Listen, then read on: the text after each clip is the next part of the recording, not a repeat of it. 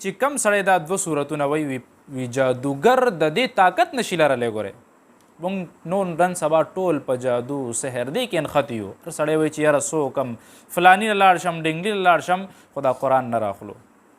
دا قرآن وایا، صورت بقرې تلاوت کوه، صورت آل عمران وایا، جادوګر د دې طاقت نشي لرلی. او دا ګورئ زه نه وایم، دا جناب محمد رسول الله صلی الله علیه وسلم الفاظ دي. او چې هغه د الفاظ نو یقیني خبره د قرآن وایا دا هر څه به د نه رب ختموي. وی بیا حضور پاک لږ ساعت خاموشه شو چې دی وی بیا وی دا قرآن چې دی وی دا به د قیامت په ورځ شفاعت کوي. وی کله به چې کله دا خلک د قبرونو نه راپاسي په دې وخت کې به د چا نظر به په چا باندې پروزي یا چا به چا باندې پروزي. په روایت کې راځي وي څوک چې سترګې کولو کې په یو ښه مردار شکل باندې به نظر پروزي. دی به ورته وي څوک یې ښه شکل یا بدعمله مرداره اب ورته وي ستا بدعمل یم. وی دنیا کې ته په ما باندې سور وې، اوس داسې وخت دی زه به په تا باندې سورېږم او زه قبر طرف ته، آخرت طرف ته، حساب کتاب میدان طرف ته ده. او وی څوک به داسې وي چې هغې سترګې کولو کې نو وي هغه به ورته وي ته څوک یې؟ ورته وایي ستا د حسن خو زه تعجب کې واچولم، اعجبت حسنک، څه ناشنا حسن دله خدای درکړی دی. به ورته وایي زه ستا هغه نیک عمل یم، قرآن یم چې په دنیا کې مې د خوب نه ویستی وې، په دنیا کې مې ټوله شپه در باندې شوګیره کړې وه تلاوت دپاره، نن زه هغه یم او زه به ستا ملګری یم. او هغه به ورته وایي چې راځه په ما باندې سورېږه د جنت ته. نو بیا بعضې خلک به پکې داسې وي چې څوک به په خپلو خپو باندې رواني میدان حشر ته، څوک به داسې وي چې د مار غوندې به توخیږي په دې مخ باندې. صحابه تپوس کوي یا رسول الله وی په مخ باندې به څنګه ګرځي؟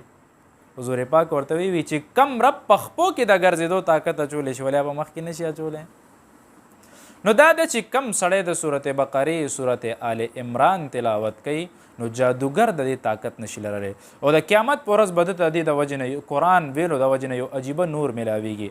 هغه نور به داسې وي چې د ده والدینو ته به هم یو عجیبه هار اچولی کېږي. دی به وایي چې یاره مونږ خو داسې څه عمل نه دی کړی. هغه به ورته وي تا خو څه عمل نه دی کړی خو الله تعالی د دې زوی د قرآن د وجې نه دا دومره لویه مرتبه درکړې ده.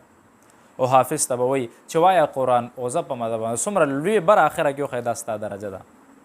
د قرآن سره مینه پکار ده. په روایت کې راځي حضرت کعب رضی الله تعالی عنه وایي یو ځل مې چا پسې مونځ کولو وي دا دوه صورتونه پکې تلاوت کو نو قسم یې وخوړ وي په دې کې داسې یو د رب نوم دی وي چې کم سړی هغه نوم سره د دې دعا غواړي نو الله تعالی د هره دعا قبلوي. او صحابي ورپسې نښتې دی وي راته وایي هغه کم نوم دی؟ وي نه وي یا درته نه ښیم. وي هسې نه وي څه داسې دعا پې ونه غواړي چې هغه زموږ د هلاکت یو ذریعه جوړه نه شي. نو په دې کې د الله تعالی عجیبه طاقتونه دي. حضرت امامه رضی الله تعالی عنه وایي یو ځل مې خوب کته نو یو خوب مې کته یو غر دی وي خلک هغه غر طرف ته روان یو په غر باندې یو دوه ونې دي. وی هغه ونه اوازونه کوي وی چاله صورت آل عمران او صورت بقره ورځي. نو وی چې کم سړی ورته وی مال راځي نو وی هغه څانګې ورته ټیټې شي میوې وله ورکوي. وی په دې څانګو باندې عکس سور شي وي اوچتې کې وي داسې لوی ښایسته مزې ترې نه اخلي. نو دې صورت ډېر عجیبه برکات دي. دا صورت چې کم سړی په کور کې وی په کور کې به دا سحر جادو نه. روایت کې راځي وی کله چې یو سړی صورت بقرې تلاوت په کور کې وي شیطان هلته نه تختې بیا نه راځي چې سحر وی ماښامه پورې دی نه، ماښام وی سحره پورې دی نه، شیطان تختې